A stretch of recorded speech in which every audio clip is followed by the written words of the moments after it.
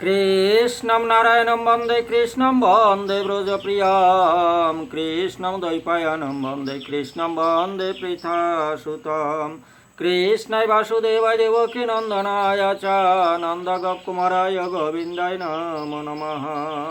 नमो पङ्कजनाभाय नमो पङ्कजमालिने नमो पङ्कजनेत्राय नमस्ते पङ्कजाङ्घ्रये सच्चिदानन्दरूपाय विश्वोत्पत्तादिहेतवे तापत्राय विनाशाय श्रीकृष्णाय वयं नमः। हरिः ओं गुरुर्ब्रह्मा गुरुविष्णु गुरुदेव महेश्वर गुरुसाक्षात् परं ब्रह्म तस्मै श्रीगुरवे नमः। अज्ञानतिमिरान्धस्य ज्ञानञ्जनशलाकया चक्षुरुन्मीलितं येन तस्मै श्रीगुरवे नमः। अखण्डमण्डलाकारं व्याप्तं येन चराचरं तत्पदं दर्शितं येन तस्मै श्रीगुरवे नमः। हरि ओं तत्सद्ब्रह्मार्पणमस्तु। समर्पयामि समस्त साधुगुरु वैष्णव भक्तिमती मायरा एवं श्रद्धा कृष्ण अनुरागी भक्तबृंद गण पिता माता एवं सद्गुरुदेवेर चरणे आमार सश्रद्धा शतकोटि दंडवत प्रणाम। এই ভাগবত সম্পর্কে ভগবান সম্পর্কে আমার কিছুই জানা নেই, কোনো ধ্যান ধারণা নেই, না আছে কোনো ভক্তি শ্রদ্ধা জ্ঞান বিবেক বৈরাগ্য চৈতন্য কিছুই নেই। তাই সর্বচরণে পুনরায় নতমস্তকে কৃপা আশীর্বাদ ভিক্ষা প্রার্থনা করছি, আপনারা দুই বাহু তুলে কৃপা আশীর্বাদ প্রদান করুন, যাতে ভগবান সম্পর্কে ভাগবত সম্পর্কে দুটি কথা আপনাদের সম্মুখে তুলে ধরতে পারি। হরি ওম তৎসৎ ব্রহ্মার্পণমস্তু। সমর্পয়ামি। আজ যে বিষয় সম্পর্কে আপনাদের সম্মুখে তুলে ধরতে যাচ্ছি, ভাগবতের যে বিষয় ভাগবতের যে বিষয় শ্রবণ করা মাত্র তৎকাল হরি চরণ আশ্রয় পাওয়া যায়, প্রেতজনি থেকে মুক্ত হয়ে সেই গোলক বিহারী হরির সান্নিধ্যে পৌঁছানো যায়। যে কথা আপনাদের শ্রবণ করাতে চলেছি, এই কথা শ্রবণ করলে বিড়াল কুকুর চণ্ডাল এবং প্রেত তারাও মুক্ত হয়ে পুষ্পক বিমানে করে গোলক বিহারী হরির সান্নিধ্যে পৌঁছে গেলেন। তাহলে ভক্তিমতী মায়েরা বাবাজিরা, আপনারা যাতে পৌঁছাতে পারেন আজ সেই বিষয়ে আলোচনা করতে চলেছি। তাহলে আপনারা কি এখন যাবেন না আরও কিছুদিন পরে যাবেন? যদি হরির কাছে যেতে চান তাহলে এই ভাগবত আসরে আপনারা এসেছেন ভগবানের কথা শ্রবণ করার জন্য, অতীব মনোযোগ সহকারে শ্রবণ করুন। এখন যাবেন আপনারা হরির কাছে যাবেন এখন, না আরও কিছুদিন এই ধরাধামে থাকবেন? কলির ত্রিতাপ জ্বালা ভোগ করার জন্য থাকবেন না যাবেন? হরে কৃষ্ণ মাতাজি। ওই মা বলছে দেখেন আমি যাব। চলেন মাতাজি, তাহলে সবাইকে নিয়ে চলি সেই কথার মাধ্যমে গোলক বিহারী হরির কাছে পৌঁছে যাবেন। দুঃসাধ্য কিছুই নেই। ভাগবত শ্রবণম হরি শরণম, ভাগবত শ্রবণম করতে থাকুন, পৌঁছে যাবেন। অতীব মনোযোগ দিয়ে খুব মন দিয়ে শ্রবণ করুন। আজ আগের ভিডিওতে গোকরণ বা গোকর্ণ ধুন্ধুকারী আত্মদেবের যে পত্নী বা স্ত্রী ধুন্ধুলি, সেই ধুন্ধুলির যে সন্তান নাম রেখেছে ধুন্ধুকারী।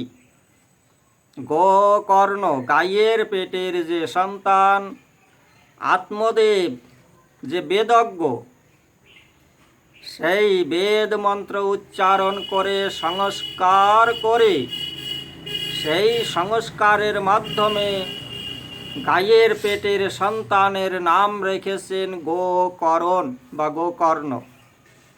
এই গোকর্ণ নাম রেখেছেন। পরবর্তীতে গোকর্ণ আর ধুন্ধুকারী ধীরে ধীরে ধীরে ধীরে যুব অবস্থায় পরিণত হচ্ছে। তাদের ক্রিয়াকলাপ সম্পর্কে আপনাদের সম্মুখে ভাগবতে কি বলেছে আপনারা অতীব মনোযোগ সহকারে শ্রবণ করুন। স্নাত শৌচ ক্রিয়াহীন দুর্ভিক্ষী ক্রোধ বর্ধিত দুষ্পরিগ্রহ কর্তা সব হস্তে ভোজনম। ধীরে ধীরে ধীরে ধীরে তারা যুবক হলো। তার মধ্যে গোকর্ণ খুব বড় পণ্ডিত ও জ্ঞানী হলো, কিন্তু ধুন্ধুকারী হলো একজন শয়তান। ধুন্ধুকারী শয়তান হলো। সে স্নান শৌচাদি ব্রাহ্মণোচিত আচরণের বিন্দুমাত্র জানত না। যদ্যপি আত্মদেবের সন্তান ধুন্ধুকারী, ধুন্ধুলি, ধুন্ধুকারী এরা ব্রাহ্মণ, তথাপি ব্রাহ্মণোচিত ক্রিয়াকর্ম থেকে বঞ্চিত রয়ে গেল। ব্রাহ্মণোচিত ক্রিয়াকলাপ যে আচরণ সব ত্যাগ করল, সেই দিকে ধাবিত হলো না। ব্রাহ্মণোচিত আচরণের বিন্দু মাত্র তারা জানত না। তারা বলতে ধুন্ধুকারী জানত না। কিন্তু আর কি হলো, খাওয়া দাওয়া তার কোনো বাজ বিচার ছিল না। তার মধ্যে ক্রোধ অতিশয় তীব্র ছিল। সব রকম খারাপ খারাপ জিনিস সে সংগ্রহ করে আনত। মৃতদেহের অস্পৃশ্য করা অন্ন সে অবলীলাক্রমে গ্রহণ করত। অপরের জিনিস চুরি করা, সকলের প্রতি দেশ করা তার স্বভাব হয়ে গিয়েছিল। লুকিয়ে লুকিয়ে অন্যের বাড়িতে সে আগুন লাগিয়ে দিত। অন্য লোকের সন্তানদের খেলার জন্য কোলে তুলে নিয়ে তাদের কুয়োর মধ্যে ফেলে দিত, মেরে ফেলত। কত বড় অত্যাচারী দুরাচারীতে পরিণত হলো। হিংসা তার কাছে মহা আনন্দের ব্যাপার হয়ে দাঁড়িয়েছিল। সর্বদাই সে অস্ত্র শস্ত্র নিয়ে ঘোরাঘুরি করত, আর দিন দুঃখী এবং অন্ধ আতুরদের অকারণে লাঞ্ছনা করত। চণ্ডালদের সাথে তার বিশেষ বন্ধুত্ব ছিল। তাদের সঙ্গে জাল নিয়ে শিকার করার জন্য জঙ্গলে যেত। কুকুরের পাল সঙ্গে নিয়ে পশু পাখি শিকার করত। এই পাড়ার কুকুর নিয়ে ওই পাড়ার কুকুরের সঙ্গে তারা লড়াই করানোর জন্য সেই চাণ্ডালদের যে সন্তান বা চাণ্ডাল যারা ছিল, তাদের সঙ্গে ব্রাহ্মণ হওয়া সত্ত্বেও তাদের সঙ্গে বন্ধুত্ব স্থাপনা করে সেই চাণ্ডালদের যে স্বভাব, সেই স্বভাব ধারণ করে সেই কুকুর এই পাড়ার কুকুর নিয়ে ওই পাড়ার কুকুরের সঙ্গে লড়াই করত। হাতে জাল নিয়ে পশু পাখি শিকার করায় ব্যস্ত ছিল। বেশ্যাদের সঙ্গে পড়ে সমস্ত পৈতৃক সম্পত্তি উড়িয়ে দিল। তৎ পিতা কৃপণঃ প্রাচ্যৈর্ধনহীন রুরুদঃ বন্ধত্তম তো সমীচীনম কুপুত্র দুঃখদায়কঃ। যখন সব ধন সম্পত্তি নষ্ট হয়ে গেল, তখন তার কৃপণ পিতা উচ্চ ঈশ্বরে কেঁদে কেঁদে বলতে লাগলেন, এর থেকে তোর মায়ের বন্ধা থাকাই ভালো ছিল। কুপুত্র তো কেবল দুঃখদায়ী হয়। তদানীম তো সমাগত গোকর্ণ জ্ঞান সংযুত বোধয়মাস জনকম বৈরাগ্যম পরিদর্শয়ন। সেই সময়ে পরম জ্ঞানী গোকর্ণ সেখানে এলেন। কোন সময়ে? ধুন্ধুকারীর এই অত্যাচারের কথা। ধুন্ধুকারী বেশ্যাগমন করত, ধন সম্পত্তি সব নিয়ে গিয়ে সব বেশ্যাদের পিছনে খরচ করত। পিতা ওই সন্তান, নিজের যে সন্তান ধুন্ধুকারী, ওই ধুন্ধুকারী এই অপকর্ম, এই যে কুস্বভাব যখন নজরে এলো, সমস্ত ধন সম্পত্তি ধুন্ধুকারী বেশ্যাগমন করে খরচ করতে লাগলো। পিতা তখন ভাবতে লাগলেন, আত্মদেব তখন ভাবতে লাগলেন, এর থেকে ওর মায়ের ধুন্ধুলির বন্ধা থাকাই সমীচীন ছিল, কোনো কষ্ট হতো না। এখন এই যে কুপুত্র হওয়ার যে কষ্ট, যে জ্বালা যন্ত্রণা আজ আমি ভোগ করে চলেছি, সেই সময় পিতা এই ভাবতে ভাবতে ভাবতে ভাবতে ধুন্ধুকারীর কথা, নিজের সন্তানের কথা ভাবতে ভাবতে যখন অশ্রু বারি বরিশন হতে লাগলো, এমতো সময় গোকর্ণ বড় পণ্ডিত হয়েছিল, বেদজ্ঞ ব্রাহ্মণে পরিণত হয়েছিল। বেদজ্ঞ হওয়ার কারণে গোকর্ণ তীর্থে তীর্থে ভ্রমণ করে বেড়াতো।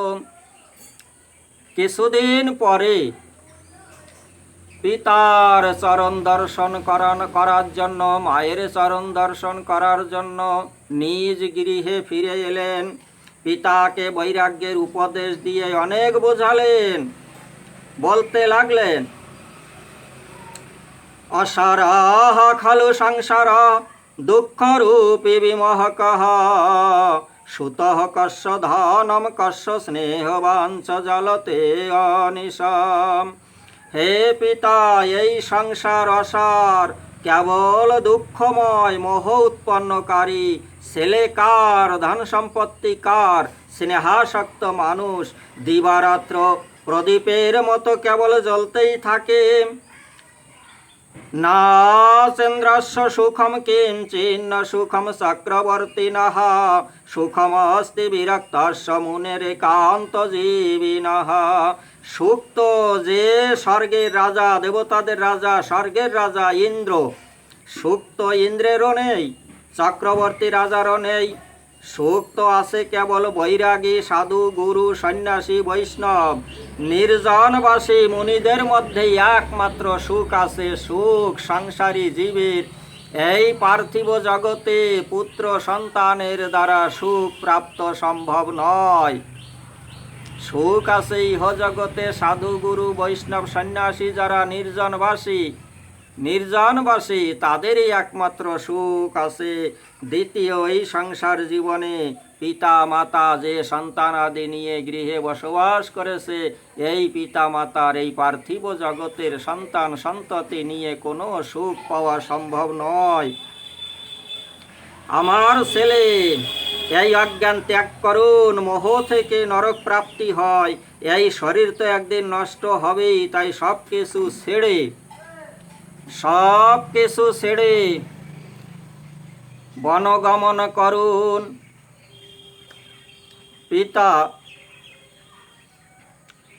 পিতা বলতে লাগলেন, তদ বাক্যম তু সমাকর্ণ গন্তু কামহ পিতা ব্রবীত কিম কর্তব্যম বনে তাত তত্ত্বম বদ সবিস্তরম।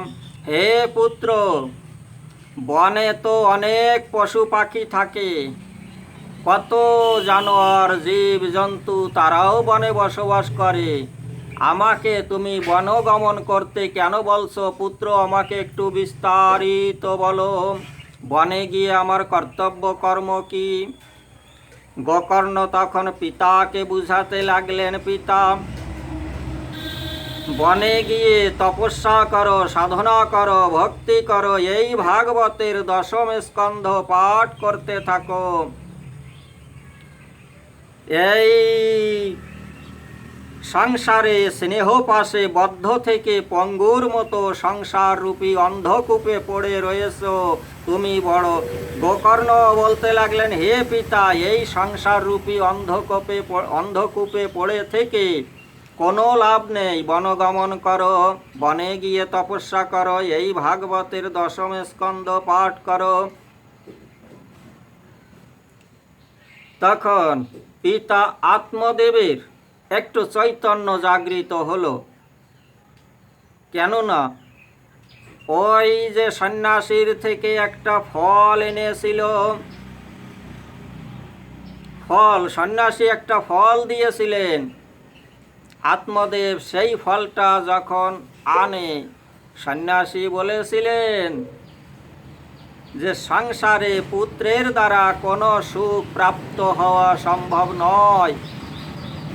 সুখ আছে একমাত্র যোগী, যতি, মুনি, ঋষি, সাধু, বৈষ্ণব, এদেরই সুখ আছে। সুখ সংসার জীবনে পুত্রের দ্বারা পাওয়া যায় না। অতএব তুমি আমার মতো সন্ন্যাস ধর্ম পালন করো। আত্মদেব তখন বলেছিলেন, যে গৃহে পুত্র সন্তান নেই, সেই গৃহে থাকা ধিক, জীবনযাপন করা ধিক, সেই সংসারের ধিক, পুত্রহীন জীবন ধিক। এখন বুঝতে পারছে আত্মদেব যে সন্ন্যাসীর কথা আমি অমান্য করেছি, সন্ন্যাসীর কথাকে আমি উড়িয়ে দিয়েছি, সন্ন্যাসী সাধুগুরু বৈষ্ণবের কথাকে আমি অমান্য দিয়েছি, তাদের কথা আমি মান্যতা দেই নাই, আমি বড় ভুল করেছি। আজ আমার পুত্র গোকর্ণ বেদজ্ঞ হয়ে, আমিও স্বয়ং বেদজ্ঞ, তথাপি আমি এই সংসার কূপে মায়ার বন্ধনে পড়েছিলাম, আটকেছিলাম। এই অষ্টপাশের জালে আমি জড়িয়েছিলাম, অষ্টপাশের জাল থেকে আমি মুক্ত হতে পারি নাই। পূর্বে সন্ন্যাসীর দ্বারা জ্ঞান আমি ধারণ করি নাই, সন্ন্যাসীর দ্বারা জ্ঞান আমি অর্জন করি নাই, হেসে উড়িয়ে দিয়েছি, সেই জ্ঞান আমি বঞ্চনা করেছি।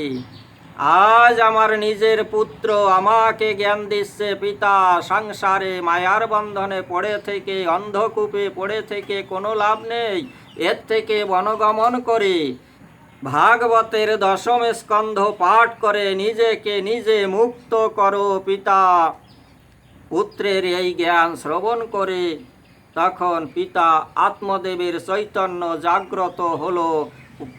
পিতা আত্মদেব তখন পুত্রের জ্ঞান নিয়ে বনগমন করে ভাগবতের নিত্য নৈমিত্তিক নিত্য ক্রিয়ায় পরিণত হলো।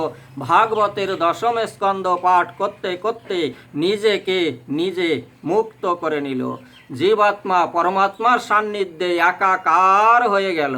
আত্মদেব নিজেকে নিজে উদ্ধার করে নিল।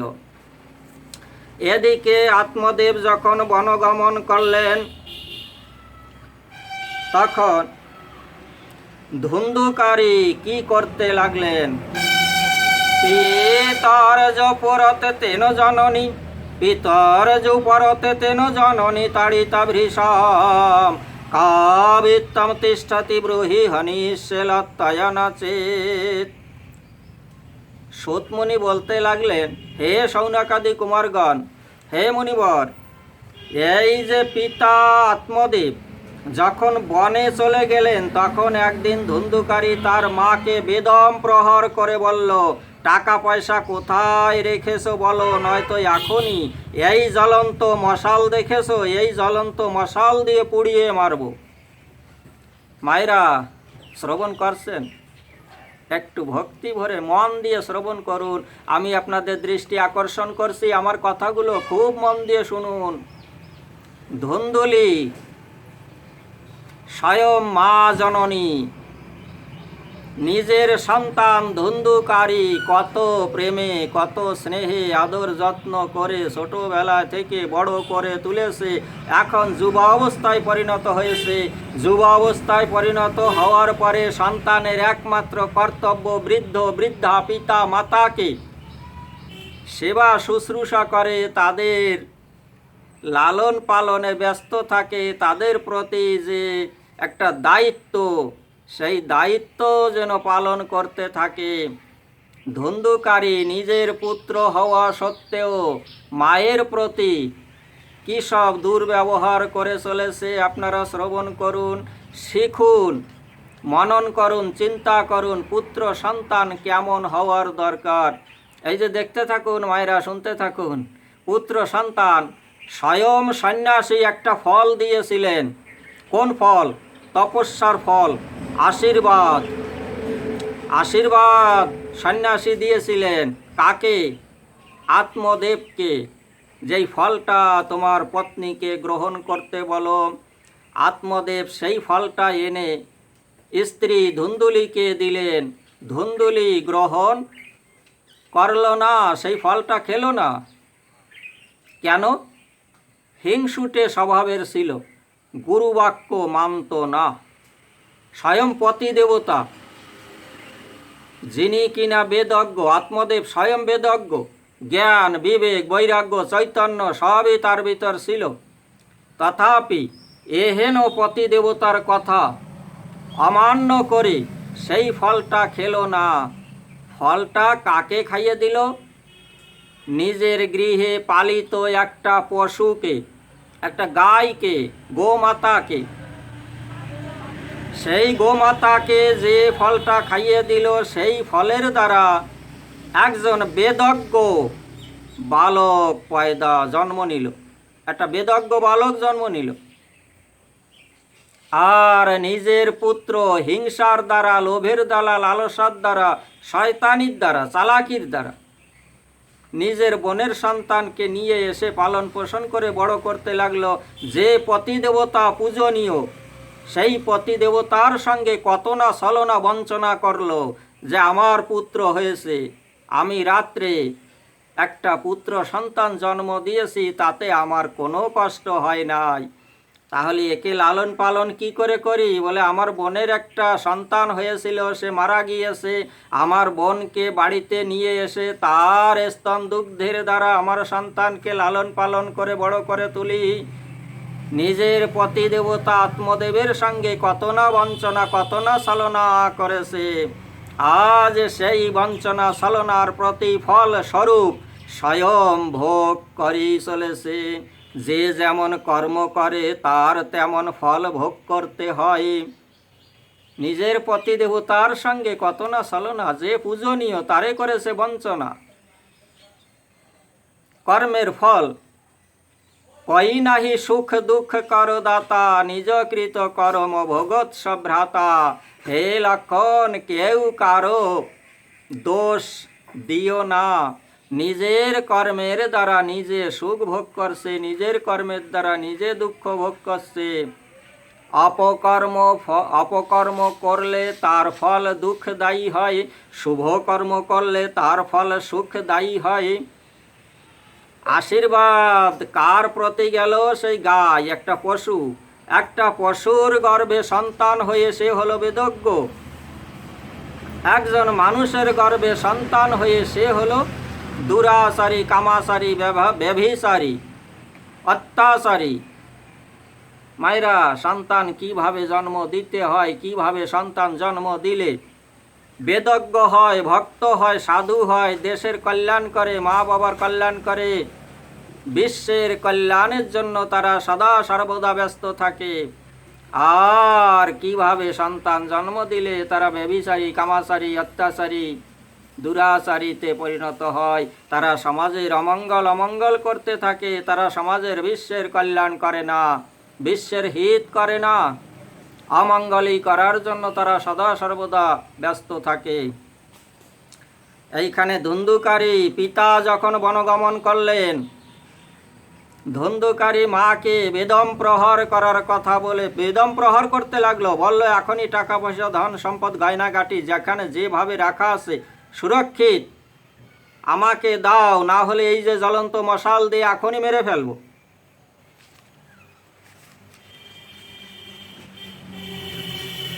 এই ধমকানিতে ভয় পেয়ে ছেলের অত্যাচারে ত্রস্ত সন্ত্রস্ত হয়ে সেই যে ধুন্দুলি থরথর করে কাঁপতে লাগলো। আর মনে মনে চিন্তা করতে লাগলো, আমাকে তো ছেলে মেরেই ফেলবে, তাহলে এখন আমি কি করি?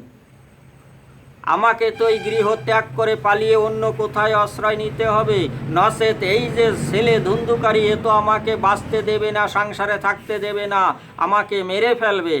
অতএব আমি এই গৃহ ত্যাগ করে অন্য কোথায় সুরক্ষিত কোনো জায়গার আশ্রয় নিয়ে সেখানে আমি বসবাস করতে থাকব।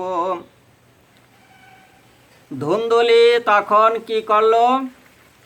রাত্রেবেলা যে ধুন্ধুকারী না দেখে, নিজের সন্তানের অদৃশ্যে, যে নিজের সন্তান যাতে না দেখে, রাতের অন্ধকারে গৃহ ত্যাগ করে পালাতে লাগলো। পালানোর সময় মনে মনে ভাবতে লাগলো, ছেলে হয়তো দেখতে পায় কি না দেখে, পিছন দিকে একবার তাকাচ্ছে, একবার সামনের দিকে তাকাচ্ছে, একবার পিছন দিকে তাকাচ্ছে, একবার সামনের দিকে তাকাচ্ছে। এই করতে করতে গৃহ ত্যাগ করে পালিয়ে চলছে রাতের অন্ধকারে। পালানোর সময় ওই পথের পাশে ছিল একটা কুয়া বা ইন্দিরা, পাতকুয়া। সেই ইন্দিরার ভিতর পড়ে, সেই পাতকুয়ার মধ্যে পড়ে দেহ ত্যাগ করলো। ধুন্দুরি মারা গেল সেই পাতকুয়ায় পড়ে রাতের অন্ধকারে পালানোর সময়। কারণ পথ সম্পর্কে সে জানতো না, কোন পথে গেলে পারে এই কুয়ার থেকে বাঁচা যায়, কুয়ায় পতিত না হতে হয়। আধ্যাত্মিক কথা মায়েরা, বাবাজিরা, এই যে ভাগবত পাঠ আপনারা শ্রবণ করছেন, সর্বশেষে অন্তিমে এই বিস্তারিতভাবে আমি আপনাদের একটু বলে যাব এখন যদি এই কথার ভাগবতীয় কথার রস যদি আমি না দিতে পারি, আপনারা শ্রবণ করে আনন্দ পাবেন না। আগে ভাগবতের কথা শ্রবণ করুন, রসোদ্গার, এই রস আস্বাদন করতে থাকুন। এই তত্ত্ব সম্পর্কে পরবর্তীতে বলবো, আপনারা শ্রবণ করতে থাকুন। তবে সহায়তা করার জন্য মায়েরা, বাবাজিরা আমাকে সহায়তা করুন, যাতে আমি ভাগবতীয় কথার রস আপনাদের আস্বাদন করাতে পারি। প্রতি ঘরে ঘরে, প্রতি জনে জনে মহাপ্রভুর সেই বাণী, প্রতি ঘরে ঘরে, প্রতি জনে জনে হরিনাম বিলাতে হবে। কেউ যেন বাকি থাকে না, কেউ যেন বাকি থাকে না। আমি হয়তো পারবো না, চেষ্টা চালিয়ে যাচ্ছি। যদি মহাপ্রভুর কৃপা থাকে, আপনাদের চরণ ধুলি আমার মস্তকে ধারণ করতে পারি, প্রতি জনে জনে দেওয়ার চেষ্টা চালিয়ে যাচ্ছি। আপনারা একটু সহায়তা করুন দয়া করে। ভক্তিমতী মায়েরা, বাবাজিরা লাইক করুন অনামিকা দিয়ে, কমেন্টস করুন, সাবস্ক্রাইব করুন, আর পরিচিত যারা তাদের সঙ্গে শেয়ার করতে থাকুন। বেলটি ক্লিক করে বাজিয়ে দিন, প্রতি জনে জনে যাহাতে পৌঁছাতে পারি আমার কর্মে আপনারা একটু সহায়তা করুন। হরে কৃষ্ণ, জয় নিতাই। ধুন্দুলি ওই পাতকুয়ার মধ্যে পড়ে রাতের অন্ধকারে চোখে দেখতে পারে নাই, পাতকুয়ার মধ্যে পড়ে মারা গেল। এবার ধুন্ধুকারী যোগনিষ্ঠ গোকর্ণ সেই সময়টুকুন গৃহ থাকলো না। গোকর্ণ যে বিদ্বান, যে গাইয়ের পেটের সন্তান, গোকর্ণ তীর্থযাত্রার্থম নির্গত যোগ সংস্থিত, না দুঃখ না সুখম তস্য না বৈরি নাপি বান্ধব। এই যোগনিষ্ঠ গোকর্ণ যখন বেদজ্ঞ হলেন, এই যোগনিষ্ঠ গোকর্ণ এবার তীর্থযাত্রার উদ্দেশ্যে বেরিয়ে পড়লেন। তীর্থে তীর্থে ভ্রমণ করতে লাগলেন। এই যে মাতা মারা গেল, তাতে গোকর্ণের অন্তরাত্মায় কোনোরকম বেদনার অনুভূতি হলো না, কোনো দুঃখ প্রকাশ করল না। কেননা বেদজ্ঞ যারা হয়, সাধু সন্ন্যাসী গুরু বৈষ্ণব ভক্ত যারা হয়, তাদের অন্তরে এই যে গৃহ মাঝে যদি একজন দেহ ত্যাগ করে, তাতে প্রকৃতির নিয়ম মেনে তারা কারো প্রতি দুঃখ অনুভব করে না। কারো প্রতি কারো ভালোবাসা, কারো প্রেমে ব্যবহারে যদি সন্তুষ্ট হয়, তাতেও তারা সুখ অনুভব করে না। এই সুখ দুঃখ দুটোই বন্ধনের কারণ হয়ে দাঁড়ায়। যদি গৃহ মাঝে যদি সুন্দরী রমণীর দ্বারা সুন্দর ব্যবহার যদি পেতে থাকে, ওই গৃহ ত্যাগ করে সে কোনোদিন বেরোতে পারে না। যদি দুঃখে জর্জরিত হয়ে গৃহ মাঝে আটকে থাকে, তথাপি ওই দুঃখ কষ্ট, ওই মায়ার বন্ধন থেকে সে বেরোতে পারে না। সেই সুখ দুঃখ দুটোই বন্ধনের কারণ হয়ে দাঁড়ায়। তাই গোকর্ণ কারো প্রতি কোনো দুঃখ শোক যাতনা কিছুই ব্যক্ত করল না। ধুন্ধুকারী গৃহে অতিষ্ঠৎ পঞ্চপন্নবধূবৃত অতুগ্র কর্মকর্তা চ তৎপোষণ বিমূঢ়ধীঃ। ধুন্ধুকারী তখন সুযোগ পেয়ে গেল। পিতা বনগমন করলেন, মাতা মারা গেল। যে গোকর্ণ ভাই, সেও তীর্থে তীর্থে ভ্রমণ করতে লাগলো। এই গৃহ এখন ফাঁকা, একা, কেউ নেই। দুষ্কর্ম করতে, অন্যায় করতে, অত্যাচারী ব্যভিচারী কামাচারীতে পরিণত হতে কেউ বাধা দেবে না। এই ধুন্ধুকারী তখন কি করল? 5টি বেশ্যাকে নিয়ে এসে ধুন্ধুকারী বাড়িতে বাস করতে লাগলো। সেই বেশ্যাদের জন্য ভোগ্যবস্তু জোগাড়ের চিন্তায় তার বুদ্ধি ভ্রম হলো। সে নানা রকম ক্রূর কর্ম করতে লাগলো। সেই কুলটারা একদিন তার কাছে অনেক গয়না চাইল। ধুন্ধুকারী তো কামে উন্মত্ত হয়েই ছিল, মৃত্যুর কোনো চিন্তা কখনো তার হতো না। সেই গয়না জোগাড় করতে সে বাড়ি থেকে বেরিয়ে পড়ল। নানা জায়গা থেকে অনেক টাকা পয়সা চুরি করে বাড়ি নিয়ে এলো। তারপর কিছু সুন্দর কাপড় চোপড় গয়নাগাটি এনে তাদের দিল। কাদের? ওই 5 বেশ্যাকে দিল। তারা সুন্দর গয়নাগাটি ধারণ করে আনন্দে তারাও আত্মহারা হতে লাগলো যে আমাদের এই যে প্রেমী ধুন্ধুকারী কত না টাকা পয়সা গয়নাগাটি আমাদের এনে দিচ্ছে, আমরা আনন্দে আত্মহারা হয়ে তখন সেজে গুজে গয়না আভূষণ অঙ্গে ধারণ করে তারা খুব খুশি মদমস্ত হয়ে রইল, যেন সংসার মাঝে দুঃখ নেই। তারা মনে করতে লাগলো এই বুঝি সুখ, এই বুঝি সুখ।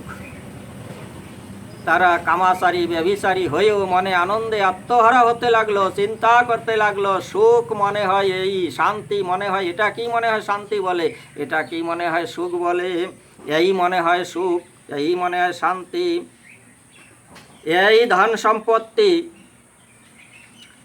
এই যে ধুন্ধুকারীর দ্বারা ধুন্ধুকারী চুরি করে ধন সম্পত্তি আনতে লাগলো, এই যে বেশ্যেরা পঞ্চবেশ্যা মনে মনে চিন্তা করতে লাগলো, সবাই মিলে যুক্তি করলো যে এই যে ধুন্ধুকারী নিত্য রাজার রাজকোষ থেকে যে ধন সম্পত্তি গয়নাগাটি চুরি করে নিয়ে আসে, কোনো একদিন রাজার সৈনিকেরা, রাজার যে সৈনিক, রাজার যে সিপাহী, রাজার যে প্রহরী, কোনো না কোনো দিন হয়তো এই ধুন্ধুকারীকে ধরে ফেলবে। চুরি করা থেকে যখন চুরি করে আনতে যাবে ধুন্ধুকারীকে ধরে ফেলবে।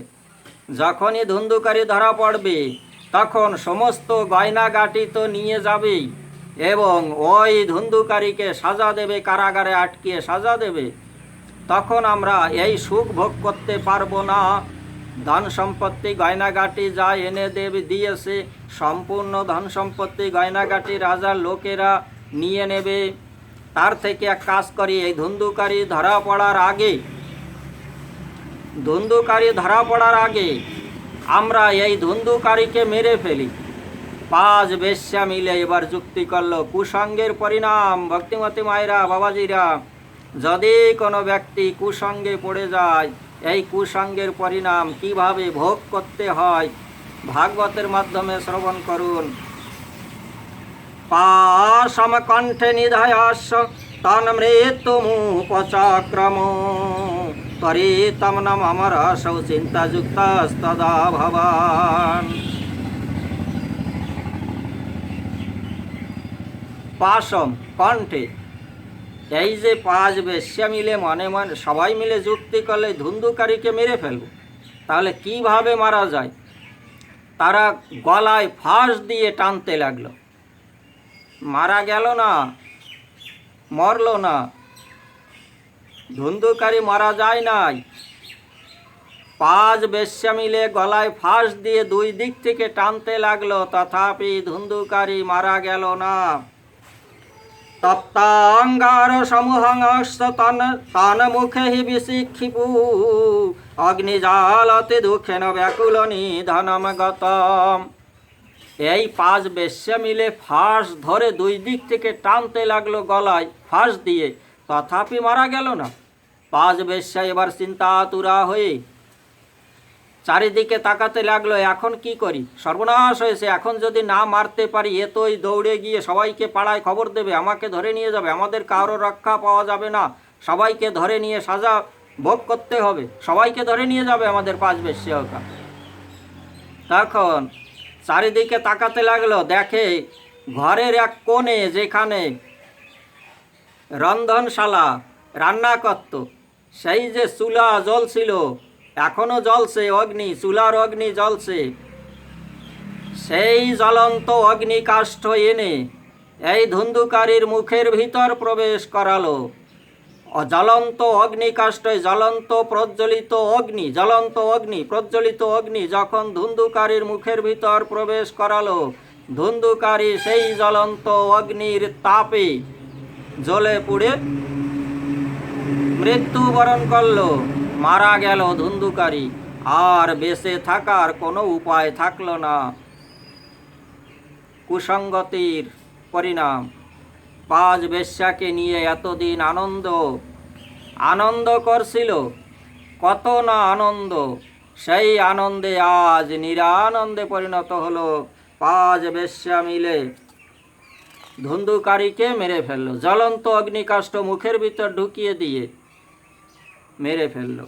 সেই বেশ্যেরা ধুন্ধুকারীর দেহটাকে, ধুন্ধুকারীর যে মরা দেহ, এই দেহটাকে একটা গর্তে, ওই গৃহ মধ্যে একটা গর্ত খুঁড়ে সেই গর্তে তারা মাটি চাপা দিয়ে উপর দিয়ে লেপাই পোতাই করে লিপে বরাবর করে দিল, কেউ যেন জানতে না পারে। এই কুলাটার স্বভাব অতি চালাক, জ্ঞানী নয়, অতি চালাক। সেই গৃহ মাঝে ধুন্ধুকারীর মৃতদেহ গর্ত খুঁড়ে সেখানে মাটি চাপা দিয়ে উপর দিয়ে বেশ সুন্দর করে লিপে পুঁতে একদম বরাবর করে দিল, মনে হয় যেন গৃহে কোনো একটা অনুষ্ঠানে ব্যস্ত। এইভাবে তারা লিপে পুঁতে একদম সুন্দর সুসজ্জিত করে রেখে দিল।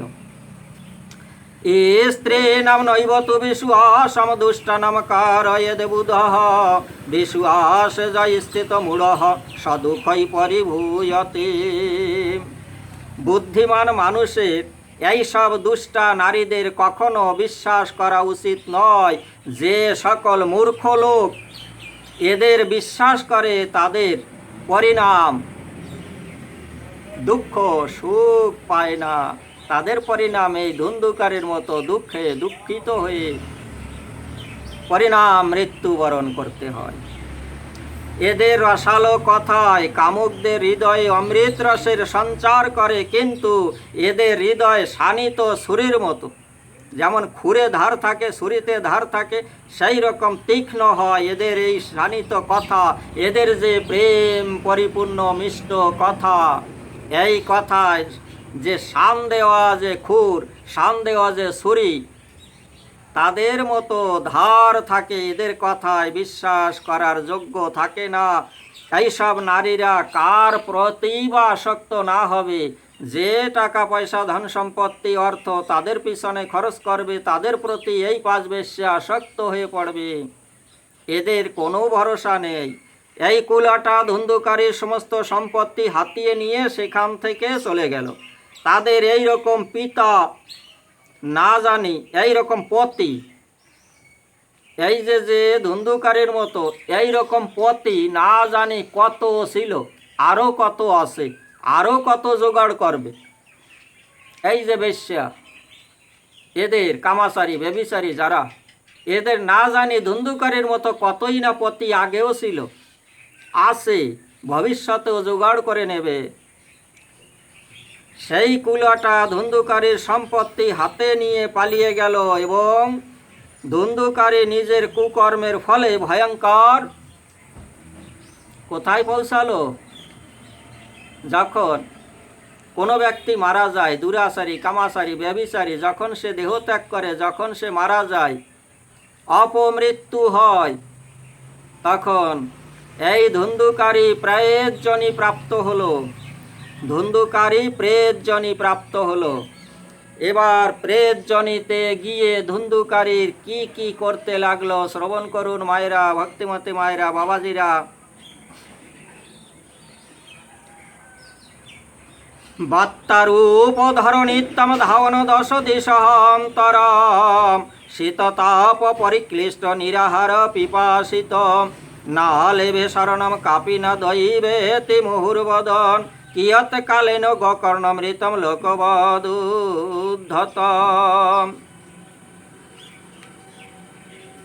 ভীষণ ঝড়ের রূপ ধারণ করে সর্বদা 10 দিক উত্তক্ত করে বেড়াতো। শীত গ্রীষ্মে জর্জরিত ক্ষুধা তৃষ্ণায় কাতর হয়ে হায় আমার ভাগ্য, হায় আমার ভাগ্য বলে সে চেঁচাতো। হায় আমি কি করলাম, হায় আমি কি করলাম, হায় আমার ভাগ্য আমাকে কোথায় নিয়ে গেল। আমি জন্মেছিলাম ব্রাহ্মণের ঘরে, ব্রাহ্মণ, আমার পিতা বেদজ্ঞ আত্মারাম, আমার মা ধুন্দুলি কুলটা স্বভাবের, কুটিল এবং ঝগড়ালু হিংসুটে। তার দ্বারা প্রতিপালিত হয়ে আমি কোন গতি প্রাপ্ত হলাম? প্রেত জনিতে আমি পতিত হলাম।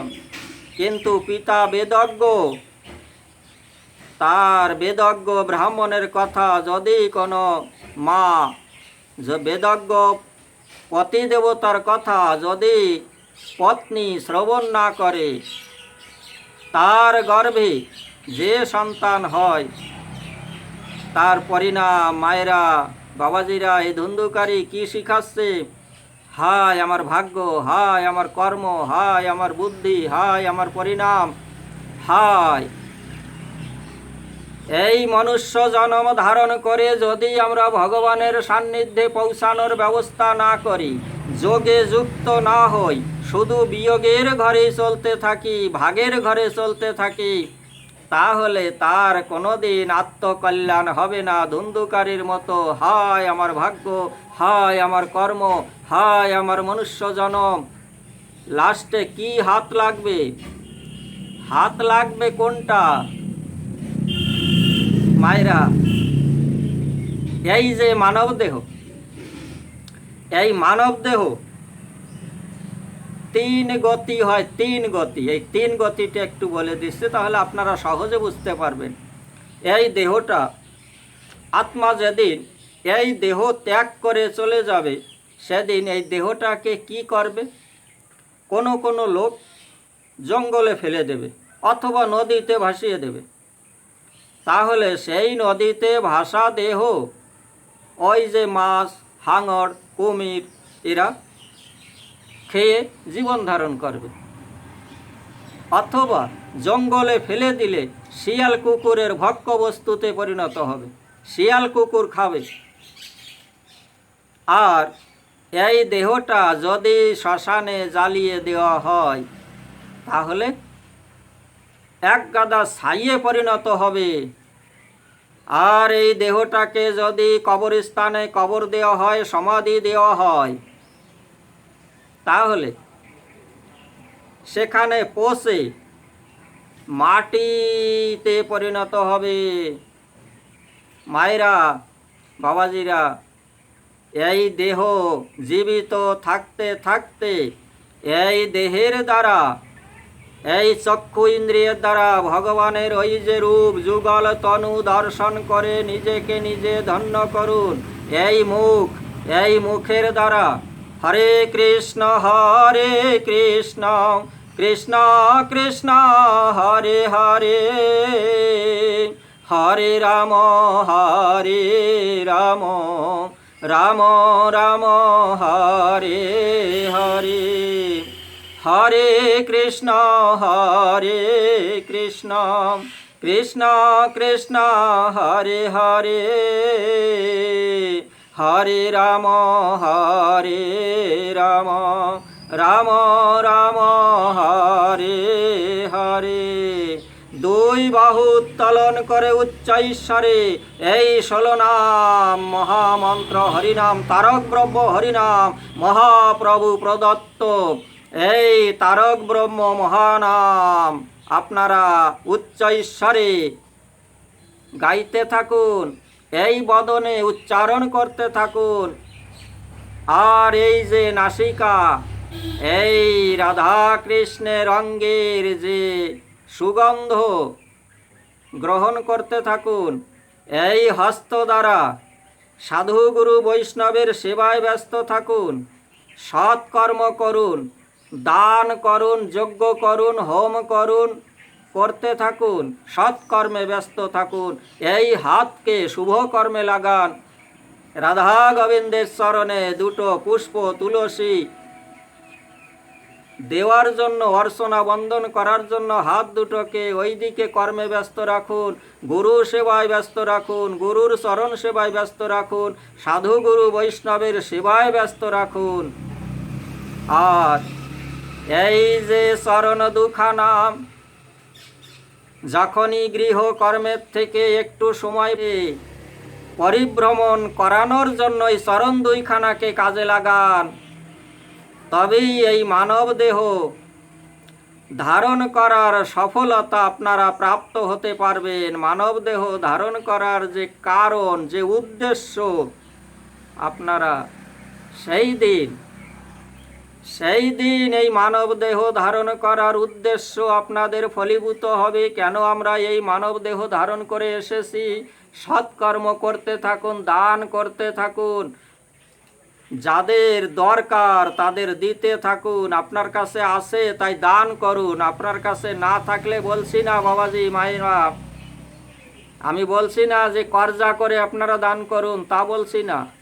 যে অর্থ এই হস্তের দ্বারা যে অর্থ গৃহ কাজের জন্য অর্জন করে চলেছেন, সেই অর্থ দিয়ে গৃহকর্মে আপনারা পিতা মাতা, আত্মীয় স্বজন, বন্ধু বান্ধব যারা আছে, পুত্র সন্তান, কন্যা সন্তান, নাতি পুতি, দ্বারা পুত্র, ভাই বন্ধু, সবার সেবায়, সবার লালন পালনে খরচ করুন। বর্ধিত যে অর্থ, সেই অর্থ দিয়ে গোবিন্দ সেবায়, ভক্ত সেবায় লাগিয়ে আপনি পরমার্থ অর্জন করুন। এই পরমার্থ সম্পদ হয়ে আপনার সেই অন্তিমকালে পরপারের সহায়তা করবে। এই যে ভাই বন্ধু সুন্দর রমণী, কেউ আপনার সহায়তায় যাবে না। ভবনদী পাড়ি দিতে হবে। ভবনদী পাড়ি দেওয়ার সময় পাড়ের কড়ি জোগাড় করুন। এই পাড়ের কড়ি হচ্ছে দান, সৎকর্ম, শুভকর্ম, ভাগবত শ্রবণ, কীর্তন, মনন, অধ্যয়ন, চিন্তন, বন্দন, গুরুর চরণ শরণ বন্দন। এই তো সম্পদ। এই সব সম্পদ জোগাড় করতে থাকুন। গৃহকর্মের ভিতর দিয়ে কিছু সময় বের করে গৃহকর্ম করতে থাকুন। বলছি না মায়েরা, আপনাদের বলছি না যে আপনারা গৃহকর্ম ত্যাগ করে এই ভগবানের ভজনে ব্যস্ত থাকুন, ভাগবত শ্রবণে ব্যস্ত থাকুন। বাবাজিরা, আমি তা বলছি না। আপনারা যে অর্থ ইনকাম করছেন, অর্জন করছেন, কিছুটা অর্থ আপনারা গোবিন্দ সেবায় খরচ করুন, ভক্ত সেবায় খরচ করুন। অন্তিমকালে এই অর্থ অনর্থ হবে না। এই অর্থ পরমার্থ হয়ে আপনাদের সেই পারের সময়, ভবনদী পারের সময় আপনাদের পারের কড়ি হয়ে আপনাদের উদ্ধার করে দেবে। ভবনদী পার করে দিয়ে সেই গোলক বিহারী হরির কাছে পৌঁছে যেতে পারবেন, সেই সহায়তা করবে এই সম্পত্তি, এই সৎকর্ম, এই শুভকর্ম। তাই শরীর থাকতে থাকতে শুভকর্মে ব্যস্ত থাকুন। অশুভ কর্মে ব্যস্ত থাকলে ধুন্ধুকারীর পরিণাম, হায় আমার ভাগ্য, হায় আমার মনুষ্য জন্ম, হায় আমার মানব জন্ম, হায় আমার মৃত্যু গতি।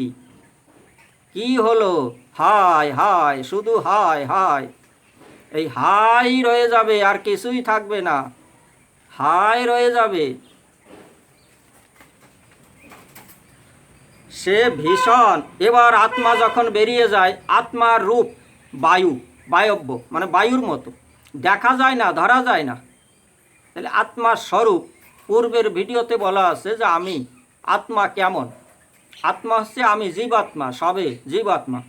আত্মা চৈতন্য, আত্মার চেতনা আছে, আত্মা বুদ্ধ, আত্মা নিত্য, আত্মা মুক্ত, আত্মা শুদ্ধ। আত্মার স্বরূপ 12টা। এই 4টে হচ্ছে মুখ্য। আত্মা নিত্য, আত্মা আগেও ছিল, এখনও আছে, পরেও থাকবে। আত্মা নিত্য, অনিত্য নয়। আত্মা নিত্য, পূর্বেও ছিল, এখনও আছে, পরেও থাকবে। আত্মা বুদ্ধ, আত্মার বোধ আছে, আত্মার চেতনা আছে। আমি কে? আমি কোথায় ছিলাম? আমি কোথায় এলাম? কেন মানব শরীরে ঢুকলাম? এই ভজন করার জন্য, নিজেকে মুক্ত করার জন্য, এই কারাগার থেকে, গৃহ থেকে মুক্ত করানোর জন্য। ধুন্ধুকারী মুক্ত করানোর ব্যবস্থায় ব্যস্ত ছিল না। অষ্টপাশে জালে জড়িয়ে থাকার জন্য সেই সব কর্মই করে চলত। আত্মা বুদ্ধ, আত্মা মুক্ত, তাকে কেউ আটকাতে পারে না। তথাপি অজ্ঞানের সঙ্গে জড়িত থাকায়, দুর্বুদ্ধি কুবুদ্ধির সঙ্গে জড়িত থাকায়, কামনা বাসনা হিংসা নিন্দার সঙ্গে জড়িত থাকায়, সেই কামনা বাসনা ভোগ করার জন্য পুনরায় এই কারাগারে আবার আবদ্ধ হতে হয়। আত্মা মুক্ত, তাকে কেউ আবদ্ধ করতে পারে না, তাকে কেউ ধরতে পারে না। তথাপি এই সবের সঙ্গে জড়িত থাকা, ইন্দ্রিয় বর্গের সঙ্গে জড়িত থাকায় সে পুনরায় আবদ্ধ হয়, ওই কারাগারে বদ্ধ হতে হয়। আত্মা শুদ্ধ স্ফটিক মণির মতো প্রকাশময়, তথাপি চোখে দেখতে পারে না। বাবাজি, আমার এখনো সেই জ্ঞান হলো না। আমি অন্ধকারে হাবুডুবু খাচ্ছি, অন্ধকারে হোঁচট খাচ্ছি। আত্মা শুদ্ধ হওয়া সত্ত্বেও এই অজ্ঞান অন্ধকারে হিংসা, নিন্দা, লোভ, লালসা, কামনা, বাসনার সঙ্গে জড়িত থাকায় আমিও অন্ধকার হয়ে গেছি। আমি এখন আর শুদ্ধ প্রকাশময় নেই, জড়িয়ে আছি মায়ার সংসারে। তাই আত্মা যাতে সংসারের মায়ার সঙ্গে অষ্টপাশের জালে যাতে না আটকে থাকতে পারে, ভাগবত শ্রবণ করুন, ভগবানের তত্ত্ব সম্পর্কে জানুন। আত্মতত্ত্ব যখন জানতে পারবেন, নিজের চেতনা চৈতন্য জাগৃত হবে, সেই দিন আর কোনো বন্ধন আপনাকে আটকাতে পারবে না। এই প্রেতজনি প্রাপ্ত হতে হবে না। স্বয়ং গোলক বিহারী হরি পুষ্পক বিমান নিয়ে এসে আপনাদের নিয়ে যাবে, সেই গোলকে বৈকুণ্ঠে নিয়ে যাবে। ভবসাগর পাড়ি দিতে হবে না, ভব নদী পাড়ি দিতে হবে না, পুষ্পক বিমানে করে চলে যেতে পারবেন। ধৈর্য ধরে শ্রবণ করুন পরবর্তী অংশ। এই ধুন্ধুকারীর পরিণাম, যে সাধু সঙ্গ করলে কি হয়, ভাগবত শ্রবণ করলে কি হয়, কিছু সময় পরে আপনারা রস আস্বাদন করতে পারবেন। মায়েরা, খুব মন দিয়ে শ্রবণ করুন। এই বায়ুরূপ ধারণ করে ধুন্ধুকারী দশ দিশা উত্তক্ত করতে লাগলো। যখন ধুন্ধুকারীর এই অবস্থা, এই গোকর্ণ যে তীর্থে তীর্থে ভ্রমণ করে চলেছেন, যখন ধুন্ধুকারী এই প্রেতজনি প্রাপ্ত হলো, ধুন্ধুকারীকে অনাথ মনে করতে লাগলেন সেই গোকর্ণ। তখন সব তীর্থে তিনি কে গোকর্ণ সব তীর্থে যেতেন, সেখানে আবশ্যকীয় শ্রাদ্ধ কর্ম তর্পণ সবই করতেন। গোকর্ণ ধুন্ধুকারী নিজের ভাইয়ের জন্য সব কিছু করতেন। এইভাবে ঘুরতে ঘুরতে গোকর্ণ নিজের বাড়ি একদিন যখন ফিরে আসেন রাতের অন্ধকারে, রাত্রেবেলা রাত হয়ে গেছে, বাড়ি আসতে আসতে রাত হয়ে গেছে। তীর্থে শ্রাদ্ধ ক্রিয়া করে এসেছে, ভাইকে উদ্ধার করার জন্য, প্রেতজনি থেকে মুক্ত করানোর জন্য গয়ায় ও পিণ্ড দান করেছে, তথাপি প্রেতজনি থেকে মুক্ত হয় নাই ধুন্ধুকারী। কস্তমুগ্রতর রাত্রৌ কুত জাত দশামিমাম কিংবা প্রেতঃ পিশাচ বা রাক্ষস শীতে সংশনাম। এই যে গোকর্ণ যখন রাত্রিবেলায় বাড়িতে এসে শয়ন করেছেন, রাত্র যাপন যখন করতে লাগলেন, রাত্রিবেলা এই যে ধুন্ধুকারী কি করতে লাগলো,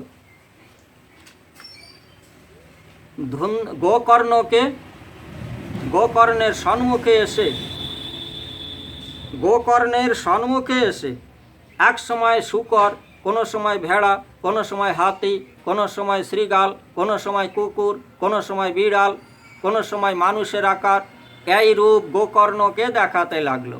গোকর্ণ তখন বলতে লাগলো যে তুমি কে, তুমি কেন আমাকে ভয় দিচ্ছ? বায়ুরূপ হওয়ার কারণে সে এক জায়গায় স্থির থাকতে পারছিল না। তখন এদিক ওদিক, এই যে বায়ুরূপ হওয়ার কারণে, এই যে প্রকৃতির যে বায়ু মানে হাওয়া, এই হাওয়ার দ্বারা সেই যে বায়ুরূপী হাওয়া, ওই হাওয়া এদিক ওদিকে বিচলিত হচ্ছিল। গোকর্ণ তখন কৌমণ্ডলী হাতে জল নিয়ে মন্ত্রপুত করে ওই বায়ুরূপধারী প্রেতজনির উপরে ছিটিয়ে দিল। যখন গোকর্ণ মন্ত্রপুত জল ছিটিয়ে দিল এই ধুন্ধুকারীর শরীরের উপরে, শরীর তো ছিল না বায়ুরূপধারী, সেই বায়ুরূপধারী শরীরের উপরে যখন জলের ছিটা দিল মন্ত্রপুত করে, সেই মন্ত্রের প্রভাবে তখন ধুন্ধুকারীর কিছুটা শান্তি হলো। এক জায়গায় স্থির হয়ে দাঁড়িয়ে রইল।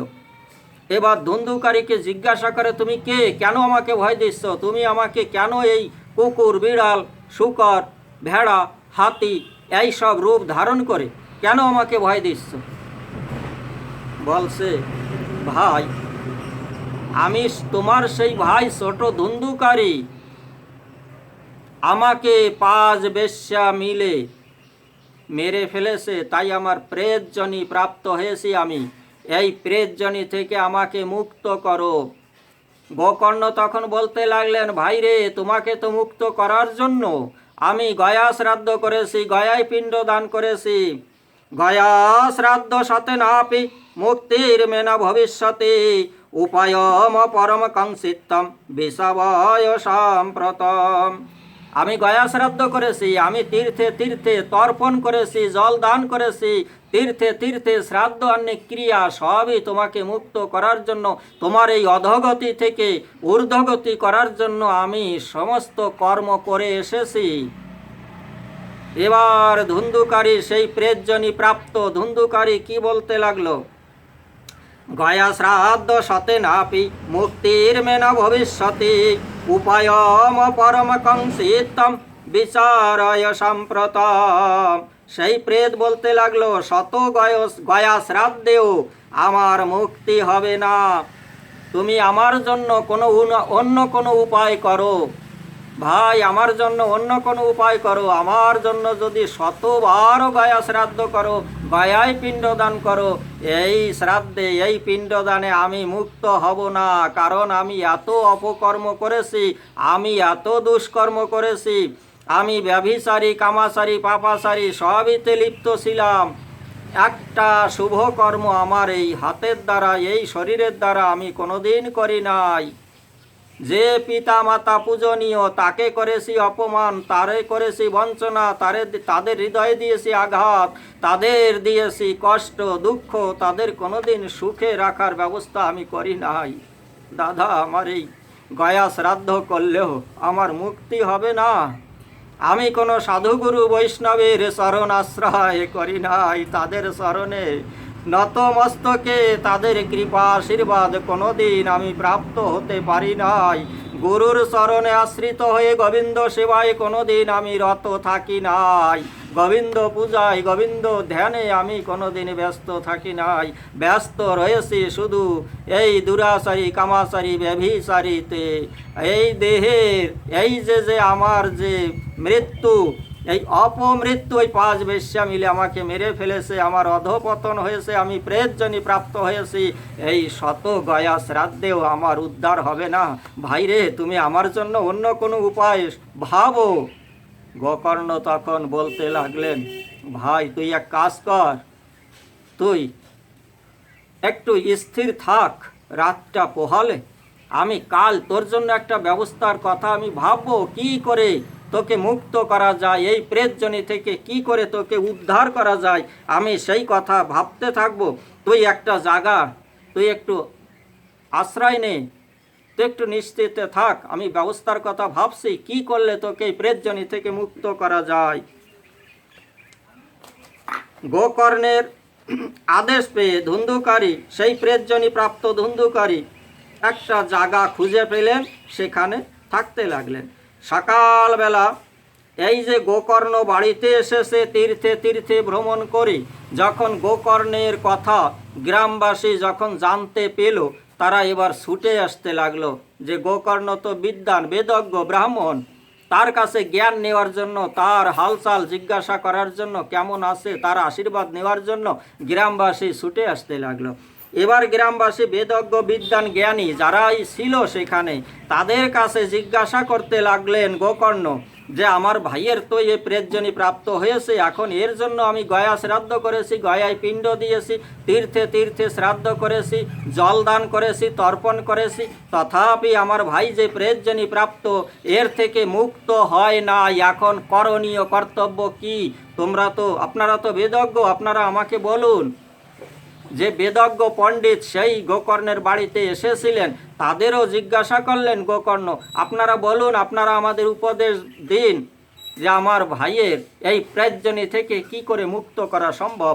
বেদজ্ঞ পণ্ডিতগণ বলতে লাগলেন, গোকর্ণ, তুমি তো সব কিছুই জানো, তীর্থে তীর্থে সবই তুমি করে এসেছো, তাতেও যখন তোমার ভাই ধুন্ধুকারী প্রেতজনি থেকে মুক্ত হয় নাই, তাহলে এর বেশি আমরা তো জানতে পারি না।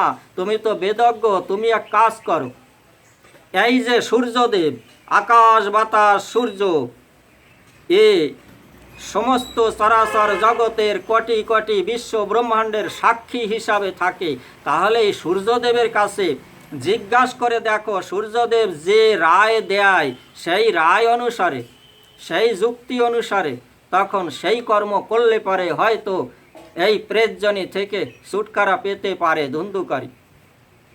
গোকর্ণ তখন, এই গোকর্ণ তাহা সর্বৈ সূর্যবাক্যম তন্মুক্ত স্থাপিতম পরম গোকর্ণ স্তম্ভনম চক্রে সূর্যবেগস্য বৈ তদা।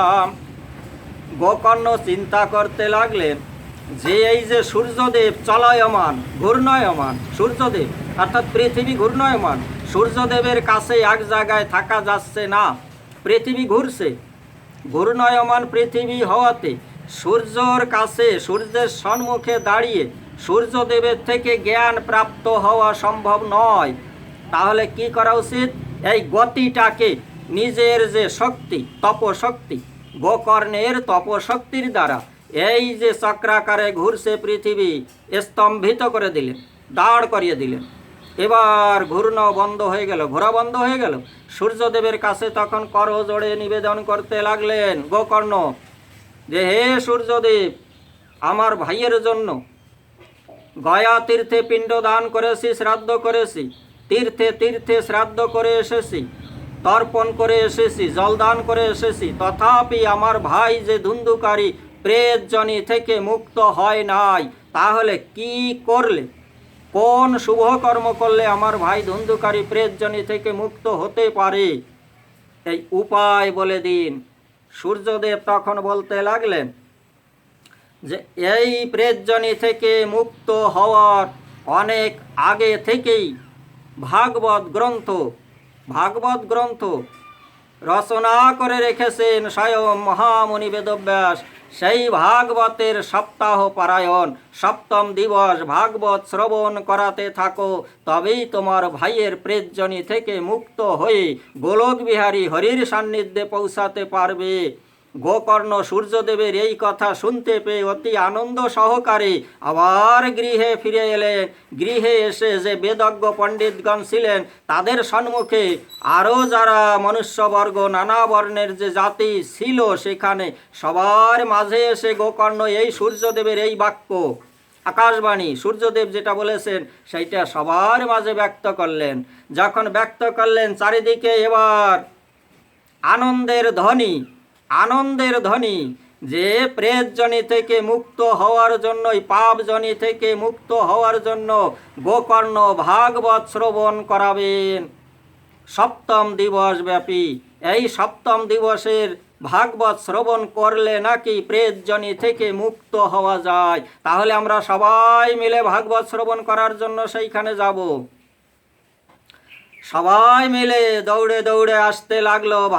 গোকর্ণ ভাগবত শ্রবণ করাচ্ছেন। ভাগবত শ্রবণ করার জন্য এবার সবাই মিলে চণ্ডাল, বিভিন্ন জাতি, বিভিন্ন বর্ণের যারা মানুষ ছিল, দেবতা বা সাধুগুরু বৈষ্ণব, সবাই আসতে লাগলো। যক্ষ রক্ষ সবাই আসতে লাগলো। এসে যে যার স্থান দখল করে ভাগবত শ্রবণ করতে লাগলো। প্রেতজনি প্রাপ্ত ধুন্ধুকারী তখন সেই সভা মাঝে নিজে আর এক জায়গায় স্থির থাকতে পারছে না। বায়ুরূপ হওয়ার কারণে, বায়ুরূপ ধারণ করার কারণে, বায়ু, সেই আত্মা কোনো জায়গায় স্থির হয়ে বসতে পারছে না। তখন চারিদিকে তাকাতে লাগলো। চারিদিকে তাকিয়ে দেখে একটা বাঁশ, সপ্ত গাঢ়যুক্ত একটা বাঁশ। সেই বাঁশ ওই সবার পাশে, যে ভাগবত সভা হচ্ছিল, ভাগবত সভার পাশে একটা বাঁশ রাখা আছে। সেই বাঁশের যে নিচের যে ফাঁকা অংশটা, সেই বাঁশের নিচের ফাঁকা অংশটায় যে বায়ু ছিল, ওই বায়ুর ভিতরে ঢুকে ওইখানে আরামে নিশ্চিন্তে ভাগবত শ্রবণ করতে লাগলো। এবার প্রথম দিবস গোকর্ণ যখন ভাগবত শ্রবণ করালেন, সন্ধ্যাবেলায় যখন ভাগবতের আরতি করে, ভগবানের আরতি করে কথার বিশ্রাম দিলেন, সাথে সাথে ওই যে নিচের যে গাঁট ছিল ওই গাঁটটা মট করে ফেটে গেল। এই গোকর্ণের কথা শ্রবণ করে ওই বায়ুরূপধারী প্রেতাত্মা ধুন্ধুকারী ঊর্ধ্বগতি হলো, একটা গাঁট ফেটে গেল। দ্বিতীয় দিবস ভাগবত শ্রবণ করে ভাগবত যখন বিশ্রাম দিলেন, আরতি করার পরে, ভাগবতের আরতি, ভগবানের আরতি করার পরে দ্বিতীয় দিবসে যখন ভাগবতের বিশ্রাম দিলেন গোকর্ণ, তখন দ্বিতীয় দিন দ্বিতীয় গাঁট ফেটে গেল। তৃতীয় দিন ভাগবতের যখন বিশ্রাম হলো, ভাগবত শ্রবণ করার পরে, আরতি করার পরে, ভগবানের আরতি করার পরে তৃতীয় গাঁট ফেটে গেল। এইভাবে সপ্তম দিবস ভাগবত শ্রবণ করার পরে তখন সপ্তম গাঁট ফেটে গিয়ে এই যে বায়ব্য রূপ ধারণকারী প্রেতজনী প্রাপ্ত ধুন্ধুকারী এবার দিব্য কান্তি শরীর ধারণ করে গোকর্ণের জয় জয়কার করতে লাগলো, ভাগবতের জয় জয়কার করতে লাগলো, ভগবানের জয় জয়কার করতে লাগলো। বলে, পাঠক ভাগবত পাঠক গোকর্ণ কি জয়, ভাগবত মহাপুরাণ কি জয়, ভগবান শ্রীকৃষ্ণ কি জয়। জয় জয়কার হতে লাগলো, উলুধ্বনি শঙ্খধ্বনি, মায়েরা, ভক্তিমতী মায়েরা। সেখানে কত আনন্দ! ওই প্রেতজনী যে প্রাপ্ত হয়েছিল বায়ুরূপ ধারণ করে, প্রেতজনী প্রাপ্ত ধুন্ধুকারী এবার সপ্তম দিবস ভাগবত শ্রবণ করে জয় জয়কার ধ্বনি উচ্চারণ করতে লাগলো। সভা মাঝে সমাসীন যত ভক্তবৃন্দ ছিল সবাই জয়কার ধ্বনি উচ্চারণ করতে লাগলো। মায়েরা উলুধ্বনি করতে লাগলেন, এই শঙ্খধ্বনি করতে লাগলেন, উলুধ্বনি জয়ধ্বনি শঙ্খধ্বনি মুখরিত হতে লাগলো। সেই ভাগবত সভা মাঝে দেবতাবৃন্দ যারা যেখান থেকে এসেছেন তারাও জয় জয়কার করতে লাগলো। ভাগবত মহাপুরাণ কি জয়, ভগবান শ্রীকৃষ্ণ কি জয়, গোলক বিহারী হরি কি জয়, ভক্তর ভগবান কি জয়, পাঠক মহারাজ গোকর্ণ কি জয়। সবাই জয়ধ্বনিতে মুখরিত হতে লাগলো, মুখরিত হতে লাগলো জয়ধ্বনিতে। কত না আনন্দ সেখানে, কত না আনন্দ! এই আনন্দর মাঝে সেই যে গোলক বিহারী হরির দুইজন পার্ষদ নন্দ সুনন্দ এরা কি করলো, একটা পুষ্পক বিমান নিয়ে সেখানে হাজির হলো। পুষ্পক বিমান নিয়ে যখন হাজির হলো, এই যে ধুন্ধুকারী দিব্যকান্তি শরীর ধারণ করেছিল, ওই দিব্যকান্তি শরীরধারী ধুন্ধুকারীকে এই নন্দ সুনন্দ কি বলতে লাগলো, যেই পুষ্পক বিমানে উঠে বসো, আমরা তোমাদের নিয়ে যাব সেই গোলক বিহারী হরির কাছে। তোমাকে অধোগামী হতে হবে না, তুমি মুক্ত হয়ে গিয়েছো। এই সপ্তম দিবস ভাগবত শ্রবণ করার পরে তুমি মুক্ত হয়ে গিয়েছো, তুমি ঊর্ধ্বগামী হওয়ার যে যোগ্য হয়েছো, তুমি গোলক বিহারী হরির কাছে যাওয়ার যোগ্যতা অর্জন করেছো, তুমি শুভ কর্ম করেছো। এতদিন তুমি মানব শরীর ধারণ করে যে দুষ্কর্মে ব্যপ্ত ছিলে, অপকর্মে লিপ্ত ছিলে, আজ সেই দুষ্কর্ম থেকে সেই যে পাপ সঞ্চিত হয়েছিল, ঘনীভূত হয়েছিল, কালো মেঘের মতো তোমার শরীরে পাপ সঞ্চিত ছিল, ঘনীভূত ছিল, একত্রিত হয়ে যে পাপের ভারে ভারী হয়ে তুমি প্রেতজনী প্রাপ্ত হয়েছিলে, আজ সপ্তম দিবস ভাগবত শ্রবণ করে, ভগবানের কথা শ্রবণ করে তুমি মুক্ত হয়ে গিয়েছো। তোমাকে আর ইহজগতে প্রেতজনী হয়ে থাকতে হবে না। গয়ায় গিয়েও তুমি তোমার জন্য শ্রাদ্ধ করেছে, গয়ায় গিয়েও তোমার জন্য পিণ্ড দান করেছে। এই সমস্ত তীর্থে তীর্থে গোকর্ণ মহারাজ তিনি সব তীর্থে গিয়ে শ্রাদ্ধ করেছে, তর্পণ করেছে, জলদান করেছে, তথাপি তুমি মুক্ত হতে পারো নাই। কিন্তু সূর্যদেবের দ্বারা যে আকাশবাণী হয়েছিল এই ভাগবত শ্রবণ করার কথা সূর্যদেব বলে দিয়েছেন, তাই এই সপ্তম দিবস ভাগবত শ্রবণ করার পরে তুমি মুক্ত হয়ে গিয়েছো। চলো তোমাকে আমরা এই পুষ্পক বিমানে করে সেই গোলক বিহারী হরির কাছে নিয়ে যাই। তখন সমস্ত ভক্তবৃন্দ গোলক বিহারী হরি ভগবান শ্রীকৃষ্ণ কি জয় জয় জয়কার দিতে লাগলো। দেখতে দেখতে দেখতে দেখতে তারা অদৃশ্য হয়ে গোলক বিহারী হরির কাছে পৌঁছে গেল। এই প্রেতজনী প্রাপ্ত ধুন্ধুকারী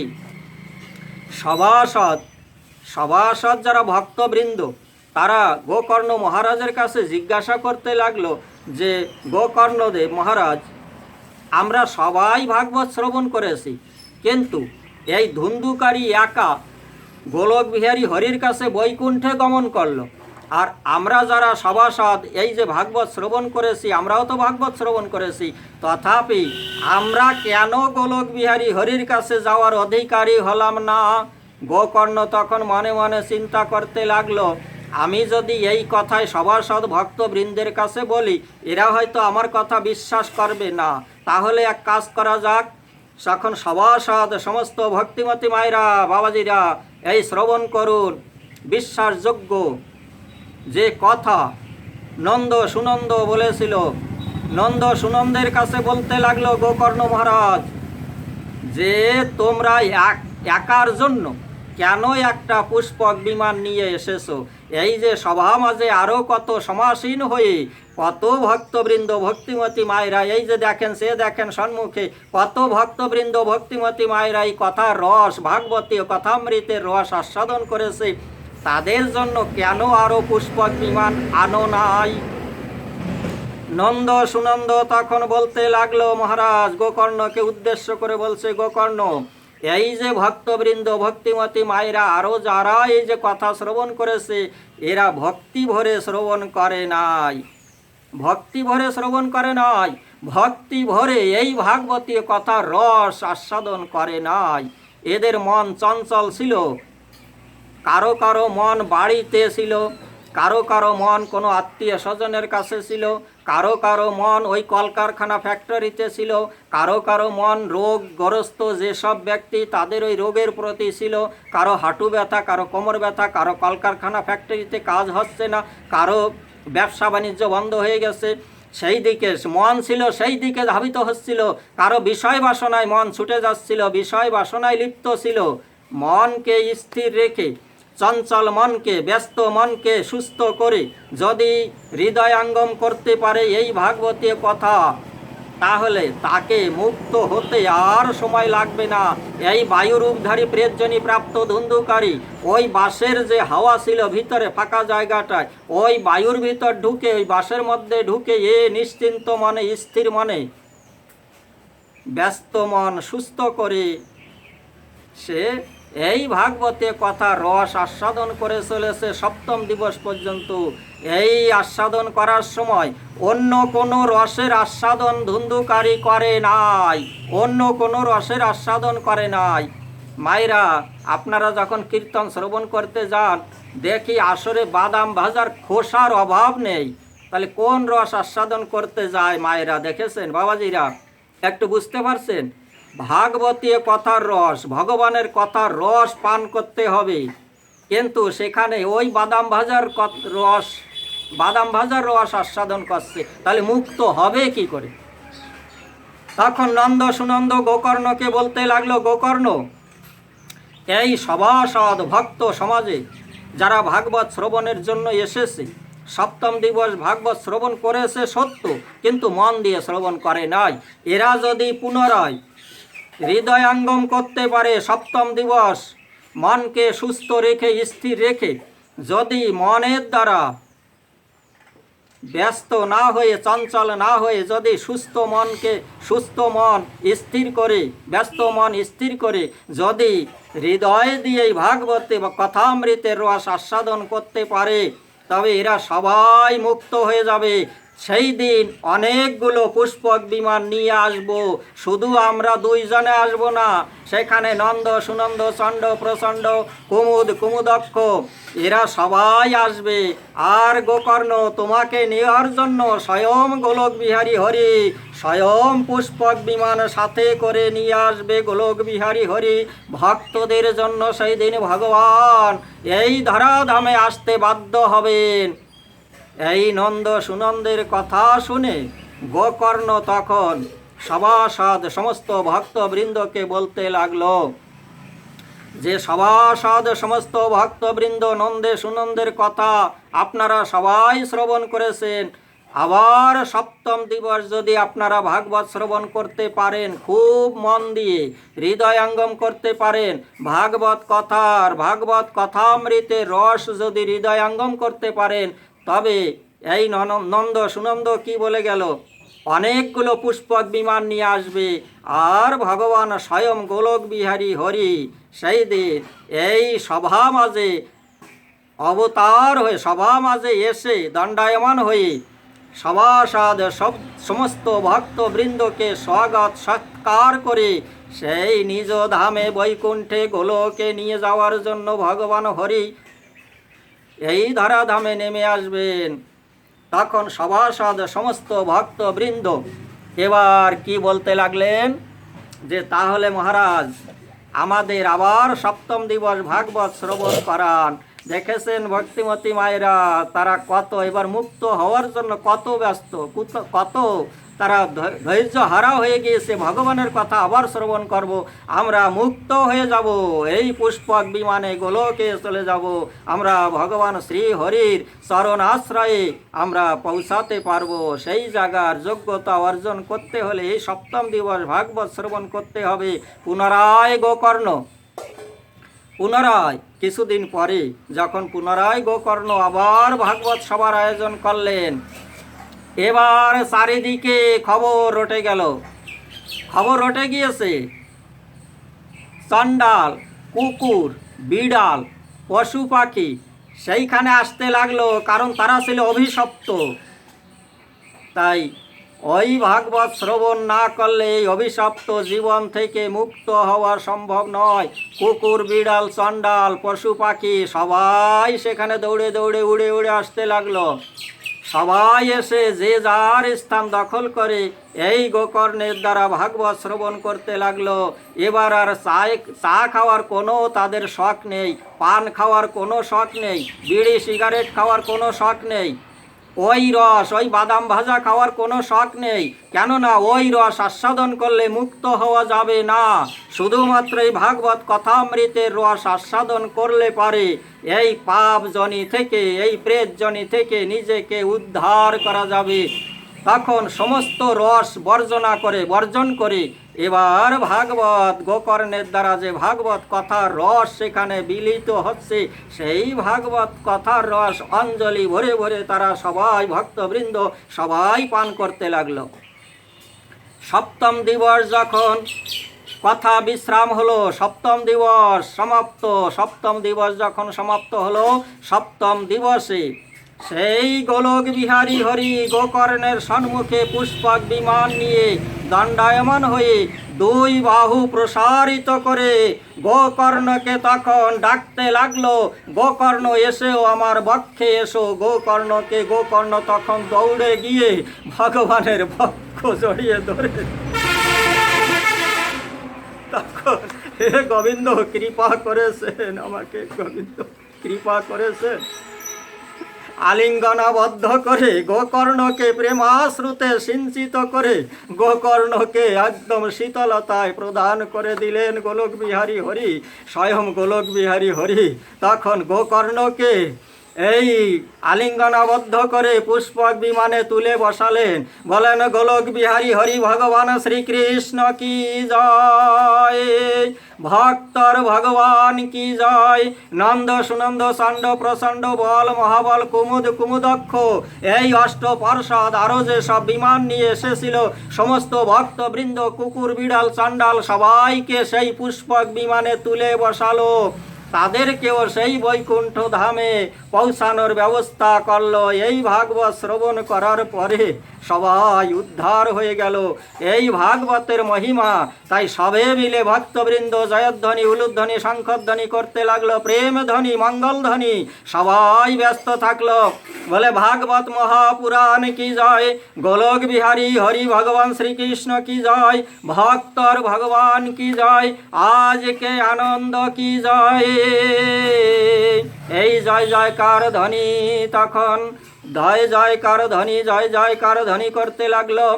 এই ধ্বনিতে প্রতিধ্বনি হয়ে এই যে বিশ্ব ব্রহ্মাণ্ডে আকাশ বাতাস আনন্দে ভরে গেল। আনন্দ শুধু প্রেম ভক্তি সেখানে তরঙ্গ আকারে প্রসারিত হয়ে আকাশ বাতাস সবাইকে সব জায়গায় আনন্দ মুখরিত হয়ে চলতে লাগলো, প্রসারিত হয়ে স্বর্গ পর্যন্ত, সেই গোলক পর্যন্ত। এই যে 14 ভুবন, সপ্ত ভুবন ঊর্ধ্ব দিকে, সব দিকে মঙ্গল ধ্বনিতে ভরে গেল। এইখানে এই যে ভাগবত শ্রবণ করার পরে প্রেতজনি থেকে মুক্ত হয়ে গেল ধুন্ধুকারী অভিশপ্ত জীবন, পশু পাখি, গাছ গাছালি, বৃক্ষ লতা পাতা, যে এই ভাগবতের কথা শ্রবণ করেছিল অভিশপ্ত, তারাও মুক্ত হয়ে গেল। স্বয়ং পুষ্পক বিমানে গোলকে তারা জায়গা পেল। তাদের এই অভিশাপ থেকে মুক্ত হতে হলে ভাগবত কথার রস আস্বাদন করতে হয়, ভগবানের কথা শ্রবণ করতে হয়। ওই সবাই এই যে বাহ্য ইহজগতে, পার্থিব জগতে বাকি যত রসের রস আস্বাদন করুন না কেন ভক্তিমতী মায়েরা, স্থায়ী নয়, মুক্ত হতে পারবেন না, অষ্টপাশের জালে জড়িয়ে যাবেন। এই ভাগবত কথা অমৃতের রস আস্বাদন করতে থাকুন। তাহলে বাবাজিরা, এই যে ভাগবত, ভক্তিমতী মায়েরা বুঝতে পারলেন এই ভাগবত কি জিনিস। ভাগবত শ্রবণ করলে, ভাগবত আশ্রয় করলে তার গতি কোথায়? ঊর্ধ্বগতি, গোবিন্দে, গোলকের দিকে। আর ভাগবত ভগবান আশ্রয় না করলে নরকগামী প্রেতজনি প্রাপ্ত হতে হয়। এই ভাগবতের কিছু রহস্য, এই যে আত্মরাম যেটা বললাম, আত্মারাম, এই আত্মারাম কি? আপনারা স্বয়ং আত্মা, জীবাত্মা, সে হচ্ছে শুদ্ধ মুক্ত বুদ্ধ, তথাপি অন্ধকারে জড়িত আছে। অন্ধকারে কখন জড়িত থাকে? আত্মারামের এই যে আত্মদেব, এই আত্মদেবের পত্নী স্ত্রী কে ছিল? ধুন্দুলি। এই ধুন্দুলি কাকে বলে? ধুন্দলা দেখায়, অন্ধকার দৃষ্টি শক্তি। যখন বাবাজিদের এই যে মায়েরা যখন বৃদ্ধ বা বৃদ্ধাবস্থায় এসে বৃদ্ধাবস্থার সম্মুখীন হতে হয়, তখন এই যে চোখে ছানি পড়ে, দেখেছেন এই যে পাওয়ারওয়ালা চশমা, ছানি পড়ে গেছে, দৃষ্টি শক্তি কমে গেছে, অন্ধকার, ধুন্দলা দেখছি। তাই এই ধুন্দলা অর্থাৎ কুবুদ্ধি, কুস্বভাব, এদের সঙ্গে অজ্ঞান, এদের সঙ্গে আত্মা যদি জড়িত থাকে তাহলে তারা পরিষ্কার এই জ্ঞান চক্ষু প্রস্ফুটিত হবে না, এই সংসারের আনন্দে তারা মজে থাকবে। তাই আত্মদেব জ্ঞানী হওয়া সত্ত্বেও, বেদজ্ঞ হওয়া সত্ত্বেও, এই যে জীবাত্মা জ্ঞানী হওয়া সত্ত্বেও ওই ধুন্দুলি, এই যে গৃহের অজ্ঞানী রমণী, এর সঙ্গে কুবুদ্ধি, দুর্বুদ্ধি, অজ্ঞান, এদের সঙ্গে ঘনিষ্ঠতা থাকার জন্য আত্মদেব এই যে তার যে সন্তান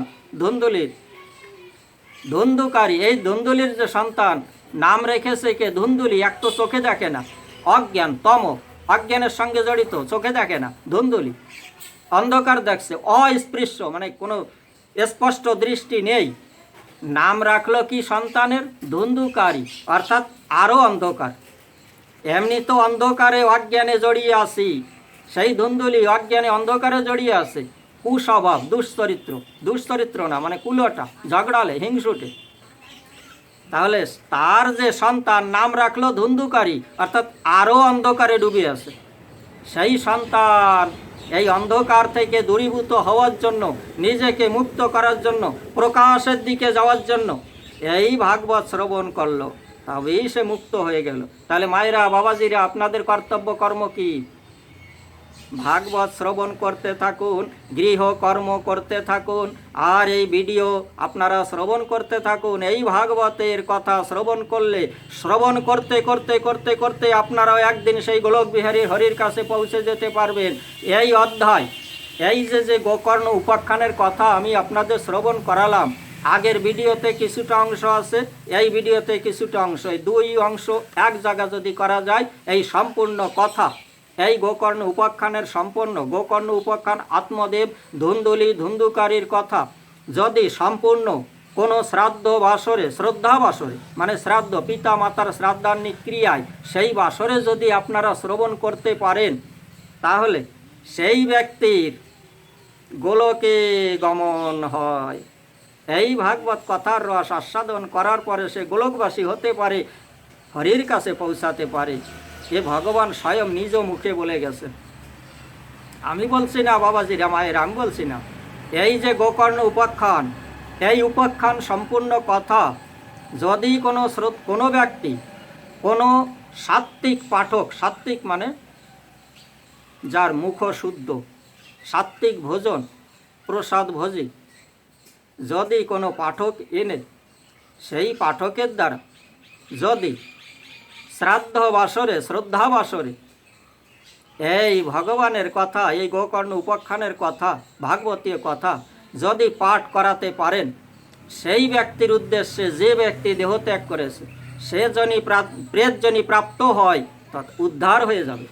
এ ভগবানের মুখ নিঃসৃত বাণী। তাই ভক্তিমতী মায়েরা, আপনারা নিজেদের মা বাবা, পতি দেবতা, নিজ পত্নী, নিজের গৃহে যদি কেউ অপমৃত্যু হয়, কোনো সন্তানাদি গৃহে যারা আছে সবার ভিতরে যদি কেউ অপমৃত্যু হয়, প্রেতজনি প্রাপ্ত হয়, অকাল মৃত্যু যদি কারো হয়, নিজের বৃদ্ধা পিতা মাতা, ঠাকুরদা ঠাকুরমা, দাদিমা দাদু কারো যদি এই কষ্ট, এই যে প্রেতজনি প্রাপ্ত হয়, তাহলে এই গোকর্ণ উপাখ্যান তাদের শ্রবণ করান। প্রেতজনি থেকে মুক্ত হয়ে গোলকবিহারী হরির সান্নিধ্যে পৌঁছে যেতে পারবে। তবে পাঠক একটু খুঁজে বের করবে, এইটা অনুরোধ থাকলো। তবে তাকে সন্তুষ্ট করবে। দান, দক্ষিণা, বস্ত্রদান, অন্নদান, অর্থদান, শ্রমদান, ভক্ত সেবা, সেই যে পাঠক মহাশয়, সেই যে পাঠক বাবাজি, সেই যে মহারাজ, সেই যে গুরুদেব, তাকে অন্তত সন্তুষ্ট করার ব্যবস্থা করবেন, তাকে অসন্তুষ্ট করবেন না। দান দক্ষিণা দেবেন আপনারা যা পারেন সাধ্যমতো। অনেকে সাধ্য থাকা সত্ত্বেও এই সাধুগুরু বৈষ্ণবের প্রতি কোনো দান দক্ষিণায় টাকা পয়সা খরচ করে না। টাকা পয়সা খরচ করে কোথায় জানেন? সবাই জানেন, বলবো? এই ভাগবত সবাই বলা উচিত হয় না, তথাপি না বললে আপনাদের সেই বুদ্ধির ভ্রম যাবে না। আপনাদের অচেতনা থেকে চৈতন্য জাগানো সম্ভব নয়। ওই বড় বড় কাতলা মাছে আপনারা সেই অর্থ ব্যবহার করেন, সাধুগুরু বৈষ্ণবের সেবায় আপনারা ব্যবহার করেন না। তাহলে বুঝতে পারছেন মুক্ত হবেন কি করে? এই পাপজনি থেকে, এই প্রেতজনি থেকে মুক্ত হবেন কি করে? সাধুগুরু বৈষ্ণবকে সন্তুষ্ট করাচ্ছেন না, সন্তুষ্ট করছেন কাদের? এই যে রক্ত মাংস কারা খায়, রুধির কারা পান করে, সেই রক্ত মাংস হাড় নিয়ে এসে তাদের সন্তুষ্ট করার জন্য ব্যস্ত থাকছেন। হরে কৃষ্ণ জয় নিতাই। যদি অপরাধ হয়ে থাকে, অপরাধ আমি করি নাই, সজ্ঞানে কথাটা বলছি, এটা অপরাধযোগ্য নয়। আপনাদের চৈতন্য জাগৃত করার জন্য আমার মুখ থেকে বেরিয়ে গিয়েছে, এটা কোনো দুর্ব্যবহার নয়, অপভাষা নয়, এটা আপনাদের চৈতন্য জাগানোর জন্য কথাটা বলেছি। যদি কারো মনে ব্যক্তিগতভাবে যদি খারাপ লেগে থাকে আমাকে কমেন্টস করে জানাবেন, আমি আপনাকে কথার মাধ্যমে উদাহরণ দিয়ে আপনাদের বুঝিয়ে দেব।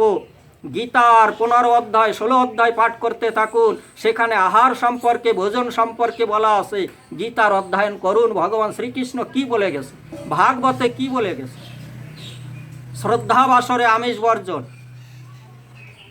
প্রাচীন বরি, তার কথাটা পড়বেন, সেই অধ্যায়টা পাঠ করবেন।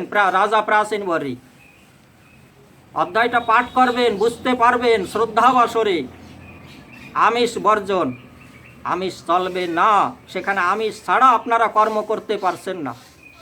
ত্যাগের ঘরে যেতে নেই, ভোগের ঘরে ভোগই করে চলছেন।